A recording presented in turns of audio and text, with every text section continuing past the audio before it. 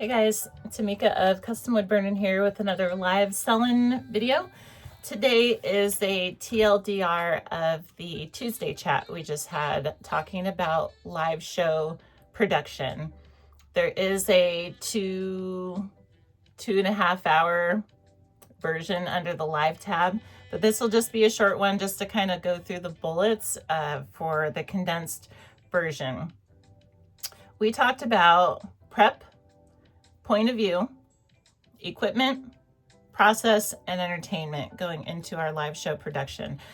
With prep, the takeaway with this was basically that the work we do administratively before our live show sets expectations and initiates the experience regarding, as could be as simple as our thumbnail, what people see coming into our show. Does it match what the thumbnail said? Our show title, and then like how our shop is loaded with our listings and stuff contribute to the experience.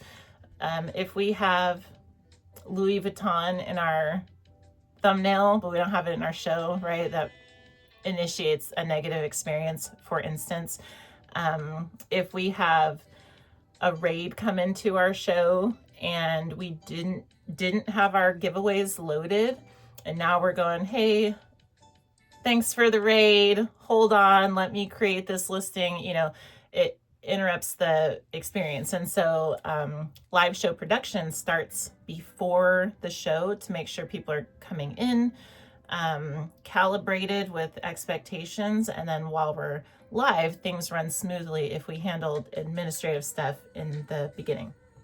So prep is the first thing. The second thing, point of view. This looks different depending on the show format that we have going, whether we're like FaceTiming, whether it's a hand show, if we're selling minis, whether if we're selling like clothing, for instance, dresses, big coats, maybe we're standing back a little bit, so the point of view makes sense with the, what we're selling. If it's a chat show, it would look different. If it's a demo, live demo, point of view can be real tricky, but as long as viewers can enjoy their experience, they can see what it is that we're showing or selling. This is kind of the key, or if they can connect with the present thing that they're supposed to connect with, and we could play with different points of view to make that, to enhance that, be it through OBS, be it through the dual camera, playing with different things to make it work. In the example that we talked about was how with live sales, it's different than a brick and mortar where customers and viewers can just kind of walk around and see what they want to look at, pick things up and handle. With live shows, viewers are restricted to what we show them. And so it is 100% on us sellers to deliver what needs to be seen and seen well, in a timely fashion, and all that kind of stuff to create a good experience and for the viewers, because it's totally out of their control, right? So point of view really matters. And then we emphasized getting the important stuff within the sweet spot, which is to say below the username and title and all that kind of stuff, any banners, and above the chat, right? This is a big culprit of showing things behind the chat. We got to get stuff up in the sweet spot where whatever we're showing is unimpeded by text or banners or anything else on the screen. So that's point of view. Equipment also has a big factor with live show production. The takeaway with this one was basically that if our tech equipment, this is to say lighting, microphone, anything with sound, visuals, internet, needs to be operating smoothly in a way that it's not distracting to the viewers. If any technology that we're using is if it's good to go, satisfactory, viewers shouldn't even be able to tell that it's part of the equation. An example that we used was with lighting. A popular thing is ring lights. because they're so convenient. You can clip your phone into them, all that good stuff.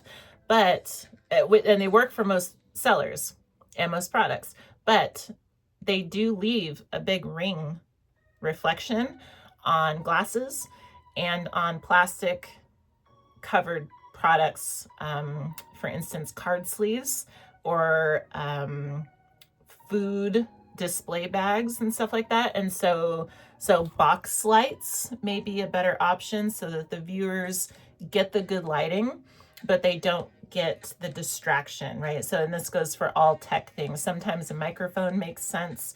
It just, sometimes an internet booster makes sense. Whatever we need to do, phone stands, equipment and tech wise, to make it so that the viewers have a seamless experience in all their senses.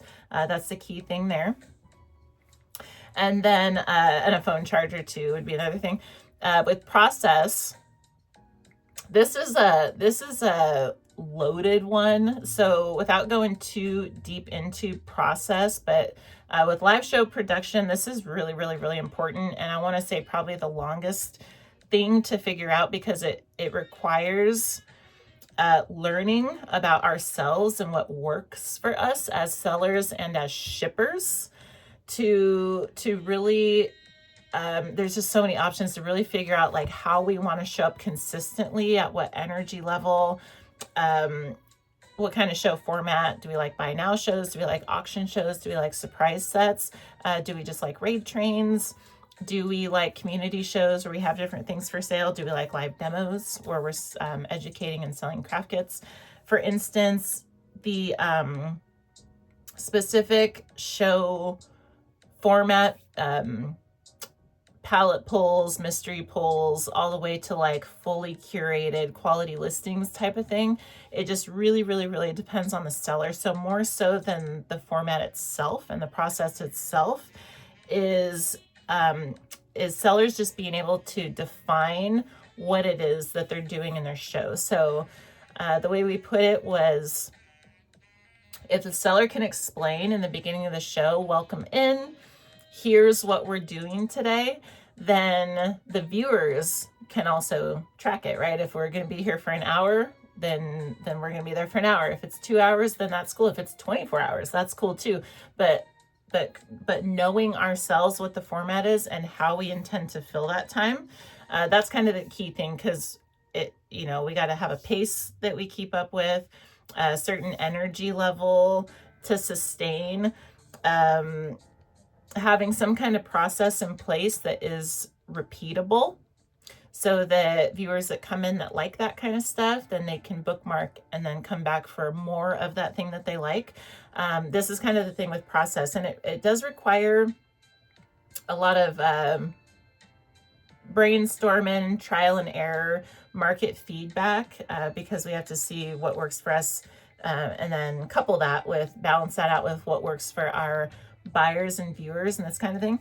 And so deep topic there, but really the takeaway is being able to define it clearly, and setting it up so that it is repeatable. That's probably the main takeaways with process, and I guess balancing it with the buyers experience and desires. And so prep, point of view, tech equipment, process, and then the last thing was entertainment factor. These are generally in order, and this is the last one because in my anecdotal position, this seems to be the hardest one to pin down completely consciously.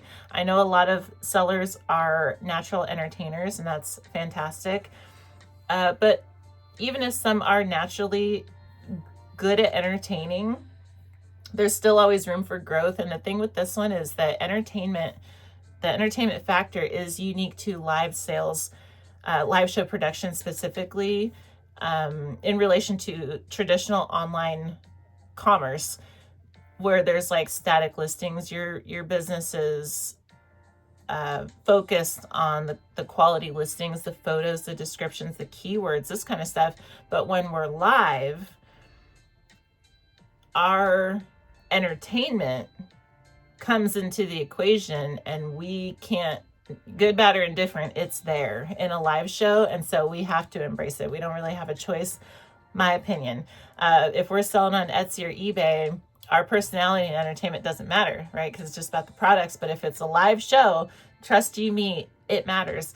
And I think no matter, because live selling is new, I think this is an area everybody has to work on, to grow into, to step into. And it's easier for some than others, but it requires practice from everybody, I think. And the main takeaway with this one is just to emphasize the importance, is because buyers are viewers first. And if we can't get the viewers, then we don't have a pool of viewers to convert into buyers. And to get people to stay in our rooms, they've got to be entertained in some fashion. It doesn't have to be hype shows. It doesn't have to be high energy, fast paced. It doesn't have to be anything that we see work for other people. It's there is something for everybody. Every vibe, every authentic personality is totally fair game. Every persona is probably the right word, is fair game, but it's a matter of learning for ourselves what that looks like for us, and how we can show up consistently in our persona, in our live sales persona, and so that we can bring that to our audience each time. Again, because if people come in and they like what they see, they bookmark for more of that. And so figuring a way we can be consistent there, whether people are visiting us for our humor, our storytelling, it could be for our hype, it could be for our chill. Some people like the ASMR stuff. There really is truly something different that everybody likes. And so just figuring out what works for us, and then the things that work for us that also connect with our type of buyers. Easier said than done, but it's worth the chew. And so it makes the list. What I wrote down was the 3 main things with this to convert those viewers into get those viewers to convert into buyers. For a live show is engagement, which means reading the chat, among other things. Energy, consistency is key here, but positive energy in my book is the way to go there. Engagement, energy, and then connection. Some sellers are really amazing at connecting with their people in their room, and some struggle more with it, and which is okay either way, but just being conscious of it so that we know these are the things that we gotta come with. We gotta engage, we gotta bring the right kind of energy, and we got to connect. These are just like hashtag goals, right? And so more so than the type of entertainment are these factors. And so that was kind of the TLDR. I don't want to make this too long, but prep, point of view, tech, equipment, process, and entertainment. This is a salt. There's probably some stuff that I'm missing. If there is, feel free to add it in the comments. But these are pretty good start for when we're trying to figure out, what all do we need to factor into our live show production. This is, if we nail these down, we're doing pretty good. Okay. So wanted to share that. Again, the longer version is over in the live tab, but otherwise we will cap it here, you guys. I would like to thank you for watching. If you like this kind of stuff, please let me know by giving it a thumbs up.